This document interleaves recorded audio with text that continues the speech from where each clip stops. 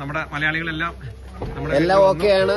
എല്ലാവരും തിരിച്ചു പോകും. വളരെ സന്തോഷമുണ്ട് ബോബിച്ചേട്ടന്റെ ഈ ആത്മാർത്ഥതയ്ക്ക് ഞങ്ങളോട് കാണിക്കുന്ന ആ ഒരു നമ്മുടെ ടൂറിസവുമായിട്ട് ബന്ധപ്പെട്ട് തീർച്ചയായിട്ടും ഇത്രയും വളരെ കൃത്യമായി കാര്യങ്ങൾ പറഞ്ഞു തരികയും ഞങ്ങളിവിടെ നേപ്പാളിൽ വരികയും, കാരണം നമ്മുടെ തൊട്ടയൽ രാജ്യമാണ്, ഇതുവരെ വരാൻ സാധിച്ചിട്ടില്ല. പക്ഷെ ബോബിച്ചേട്ടന്റെ ആ ഒരു യൂട്യൂബ് ചാനലിലൂടെയാണ് ഞാനിത് മനസ്സിലാക്കുകയും അത് വരെയും കാണാനും സാധിച്ചതിനകത്ത് തീർച്ചയായിട്ടും അത് ഒരു കാര്യത്തിന് നല്ല എല്ലാ കാര്യങ്ങൾക്കും നമ്മളെ വിളിക്കുമ്പോൾ നമ്മൾ അങ്ങോട്ട് കിട്ടിയില്ലെങ്കിലും തിരിച്ച് വിളിച്ച് നമ്മുടെ അടുത്ത് കാര്യങ്ങൾ സംസാരിക്കുകയും ചെയ്യുന്ന ബോബിച്ചേട്ടന് ഞങ്ങളുടെ ഏറ്റവും ഒരു കൃതജ്ഞത നന്ദി രേഖപ്പെടുത്തുകയാണ്.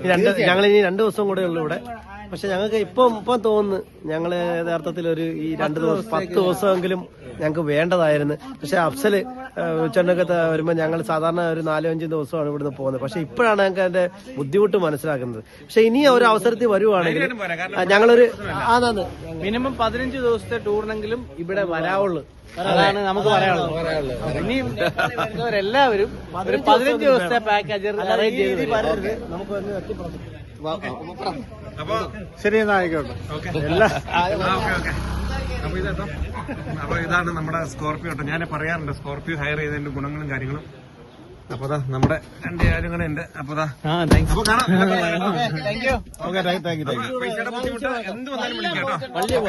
പിന്നെ ഫ്ലൈറ്റിന്റെ കാര്യം സ്പെല്ലിംഗ് മിസ്റ്റേക്കോ അല്ലെങ്കിൽ എന്തെങ്കിലും വന്നാലും ഒന്നും പേടിക്കേണ്ട കാര്യമില്ല കേട്ടോ.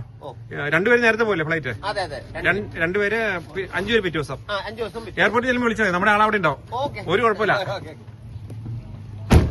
പിന്നെ ലഗേജ് കാര്യങ്ങളെല്ലാം നിങ്ങൾ എവറസ്റ്റും കൂടി കാണണ്ടായിരുന്നു. എവറസ്റ്റിന് നിങ്ങൾക്ക് സമയമില്ലാണ്ട്. ഇനി നിങ്ങൾ പോയിട്ട് എന്തെങ്കിലും നാട്ടിൽ സമയം കിട്ടുവാണെങ്കിൽ ഫ്രീ ആകുമ്പോൾ വരിക. വീടിന്റെ താക്കോലൂടെ ഉണ്ടാവും. ലൊക്കേഷൻ കണ്ടുപിടിച്ചു കാണാം.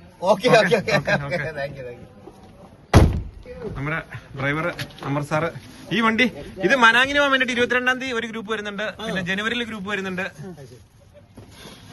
ഓക്കെ, അപ്പൊ ഇതേ വണ്ടി ആയിരിക്കും കേട്ടോ നമ്മുടെ മനാങ്ങൊക്കെ പോകാൻ വേണ്ടിട്ട് നമുക്ക് പറ്റിയ വണ്ടി.